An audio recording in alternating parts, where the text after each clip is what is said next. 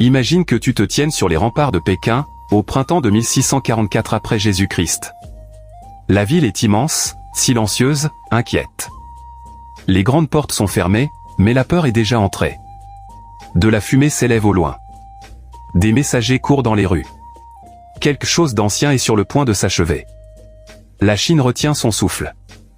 Depuis près de 3 siècles, la dynastie Ming gouvernait la Chine.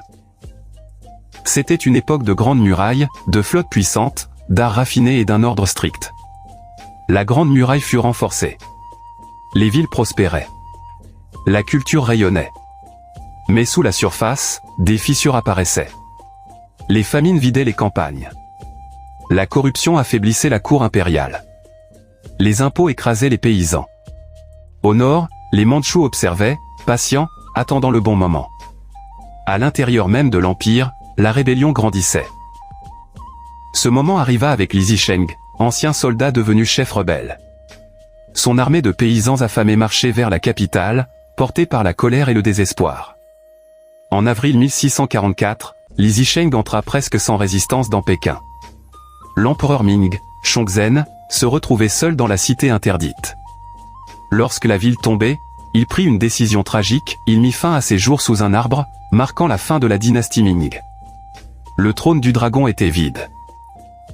Au-delà de la grande muraille se tenaient les Mandchous, futurs fondateurs de la dynastie Qing. Un général Ming, Wu Sangui, se retrouvait face à un choix impossible, se soumettre aux rebelles ou ouvrir les portes aux Mandchous. Il ouvrit les portes. Les armées mandchoues franchirent les passages, vainquirent les forces de Li Zicheng et entrèrent dans Pékin non pas pour restaurer les Ming, mais pour régner. Une nouvelle dynastie venait de naître. En 1644 après Jésus-Christ, la dynastie Qing prit officiellement le pouvoir. Bien que d'origine étrangère, ses dirigeants adoptèrent les traditions, les lois et la culture chinoise. Ils agrandirent le territoire, renforcèrent l'administration et gouvernèrent pendant près de 3 siècles. La transition ne fut pas paisible.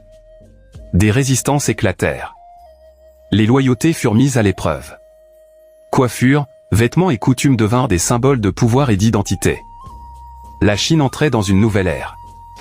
La chute des Ming et l'ascension des Qing furent bien plus qu'un simple changement de dirigeant. Elles montrèrent comment la faiblesse intérieure peut ouvrir la voie à une puissance extérieure. Comment rébellion et loyauté peuvent façonner des empires. Comment la Chine, une fois encore, sut absorber le changement et survivre. La dynastie Qing régnait jusqu'en 1912, influençant profondément la Chine moderne. L'année 1644 après Jésus-Christ ne fut pas qu'une date, ce fut un tournant.